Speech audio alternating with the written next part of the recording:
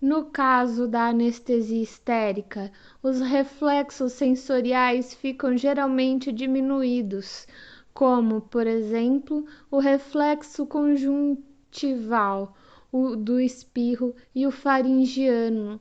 Os reflexos vitais da córnea e da glote são, porém, mantidos. Os reflexos vasomotores e a dilatação pupilar mediante estimulação da pele não são interrompidos sequer no caso do mais elevado grau de anestesia.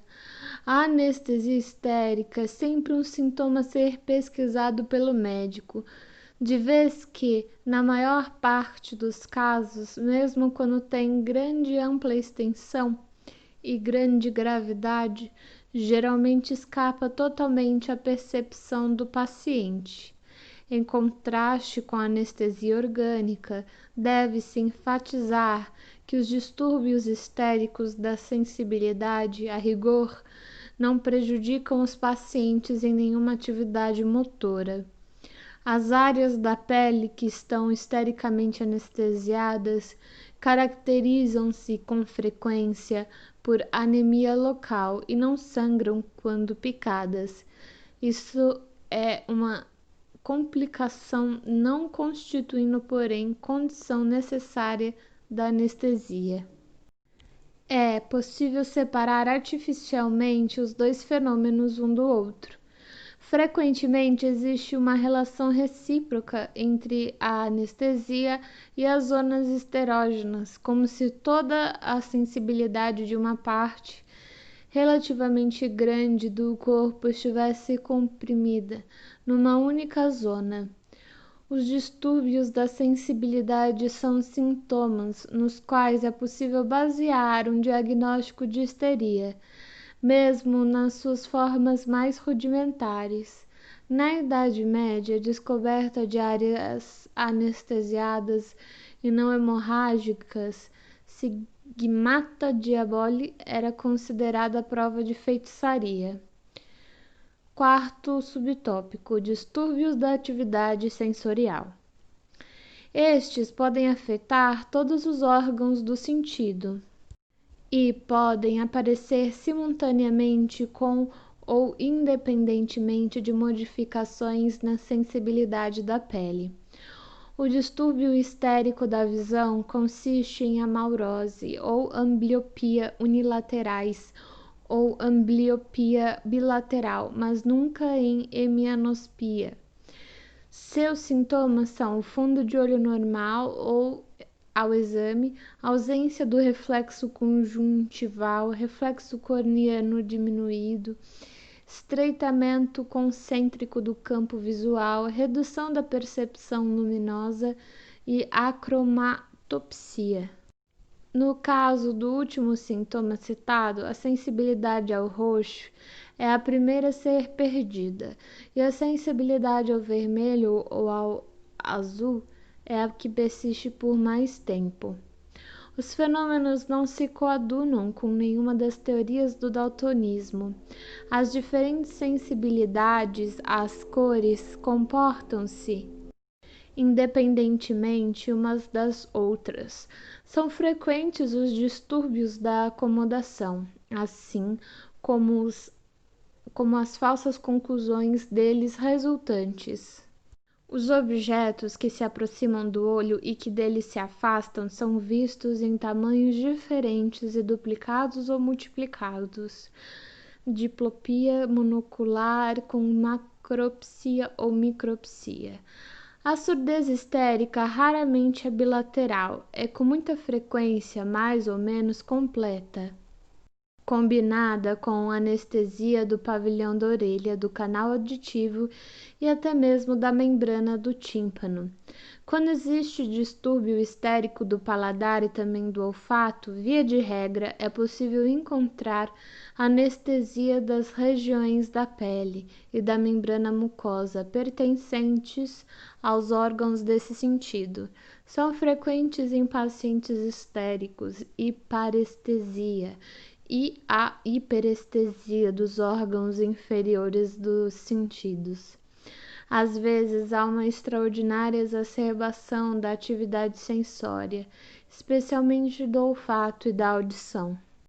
Quinto subtópico: paralisias. As paralisias histéricas são mais raras do que a anestesia e quase sempre acompanhadas de anestesia da parte do corpo paralisada, ao passo que nas doenças orgânicas os distúrbios da motilidade predominam e surgem independentemente da anestesia.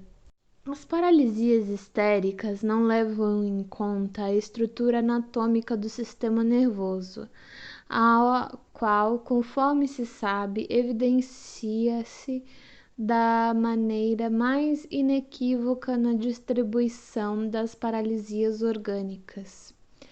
Acima de tudo, não existem paralisias histéricas que se possam equiparar às paralisias periféricas do facial, do radial ou do denteado.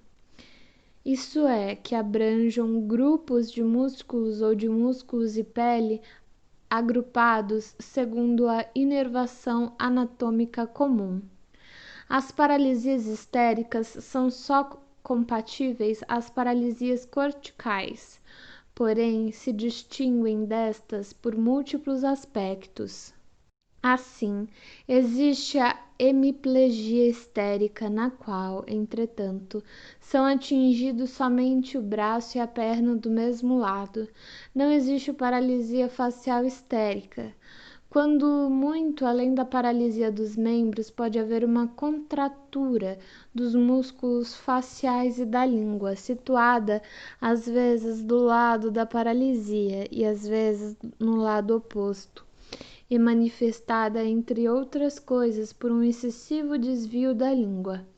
Uma outra característica que distingue a hemiplegia histérica é o fato de que a perna paralisada não se movimenta na articulação da coxa, em circundação, mas é arrastada como um apêndice morto.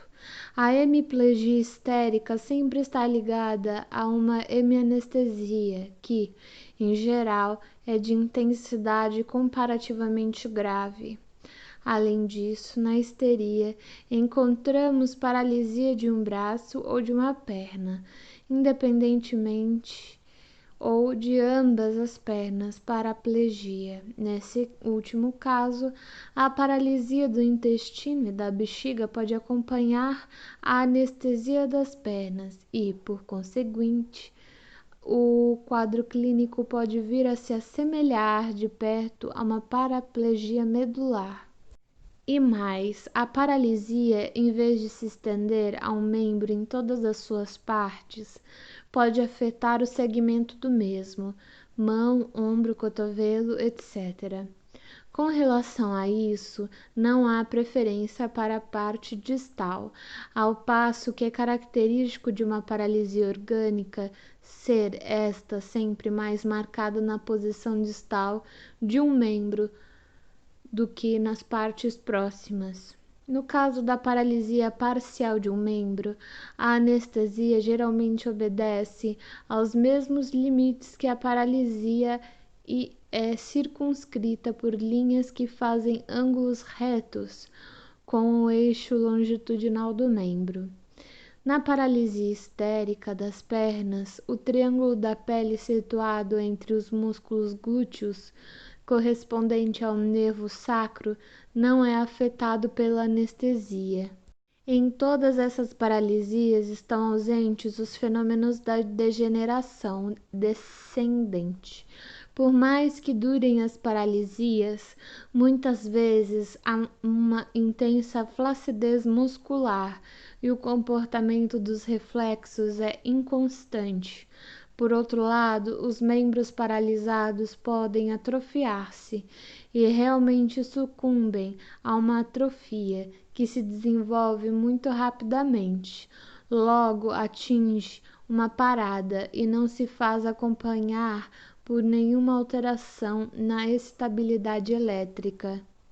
Às paralisias dos membros deve-se acrescentar a afasia histérica ou, mais corretamente, a mudez, que consiste numa incapacidade de produzir qualquer som articulado, ou mesmo de executar movimentos da fala sem voz. É sempre acompanhada de afonia, que também pode ocorrer isoladamente nesses casos. A capacidade de escrever é conservada e até mesmo aumentada. As demais paralisias motoras encontradas na histeria não podem ser relacionadas a partes do corpo, mas apenas a funções como, por exemplo, a astasia e a abasia, incapacidade de andar e de manter-se de pé. Isso ocorre enquanto as pernas mantêm sua sensibilidade, sua força total e a capacidade de executar qualquer tipo de movimento quando em posição horizontal. Uma separação das funções dos mesmos músculos não é encontrada nas lesões orgânicas. Todas as paralisias histéricas distinguem-se pelo fato de que podem ser da maior gravidade, mas, ao mesmo tempo, limitam-se nitidamente a uma determinada parte do corpo, ao passo que as paralisias orgânicas, via de regra, estendem-se por uma área maior à medida que sua gravidade aumenta.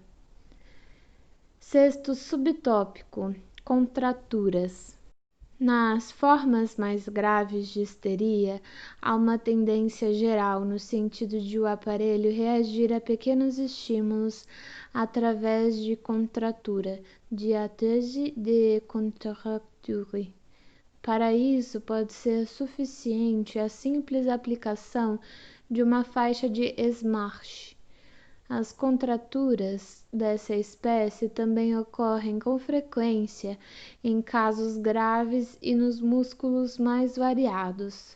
Nos membros, elas se caracterizam por uma excessiva intensidade e podem ocorrer em qualquer posição, o que não se explica pela estimulação de determinados troncos nervosos. Apresentam uma persistência incomum, não relaxam com sono, como ocorre com as contraturas orgânicas, e não se consegue modificar sua intensidade mediante excitação, temperatura, etc. Somente cedem com a narcose mais profunda e recobram sua intensidade total quando o paciente acorda. As contraturas musculares são muito frequentes nos outros órgãos, nos órgãos dos sentidos, nos intestinos e, num grande número de casos, também constituem o mecanismo pelo qual a função fica suspensa nas paralisias. A tendência aos espasmos clônicos também aumenta muito na histeria. Sétimo subtópico: características gerais. A sintomatologia da histeria tem uma espécie de características gerais. Conhecê-las é importante tanto para o diagnóstico como para a compreensão da histeria. As manifestações histéricas têm preferentemente a característica de serem exageradas. Uma dor histérica é descrita pelos pacientes como extremamente dolorosa. Uma anestesia e uma paralisia podem com facilidade tornar-se absolutas. Uma contratura histérica causa a maior retração do que um músculo é capaz. Ao mesmo tempo, qualquer sintoma particular pode ocorrer, por assim dizer, isoladamente. A anestesia e a paralisia não se acompanham dos fenômenos gerais que, no caso das lesões orgânicas, evidenciam a afecção cerebral e que, no geral, devido à sua importância, obscurecem os sintomas localizados. Muito próximo de uma área de pele absolutamente insensível, poderá haver uma outra área de sensibilidade absolutamente normal. Concomitantemente com um braço completamente paralisado, poderá haver do mesmo lado uma perna perfeitamente intacta. É especialmente característico da histeria que seja um distúrbio ao mesmo tempo desenvolvido no mais alto grau e limitado da maneira mais nítida. Ademais, os sintomas histéricos mudam de uma forma que, de saída, exclui qualquer suspeita de lesão orgânica. Essa mutabilidade dos sintomas realiza-se ou espontaneamente, abre parênteses, por exemplo, depois de ataques convulsivos, que muitas vezes alteram a distribuição da paralisia e da anestesia ou as interrompem, fecha parênteses, ou por influência artificial dos chamados métodos estesiogênicos, tais como a eletricidade, a ampliação de metais, o emprego de irritantes cutâneos, ímãs, etc. Esse último método de influência parece extremamente notável, tendo em vista o fato de que um sistema nervoso histérico oferece, em regra geral, uma grande resistência à influência química por meio da medicação interna e reage de forma decididamente refratária aos narcóticos como a morfina e o drato de cloral. Entre os meios capazes de remover os sintomas histéricos, cabe mencionar com especial ênfase a influência de excitação e da sugestão hipnótica. Esta última porque atinge diretamente o mecanismo dos distúrbios histéricos e não se pode suspeitar que produza nenhum outro efeito além dos efeitos psíquicos. Quando os sintomas histéricos mudam, algumas circunstâncias marcantes entram em jogo.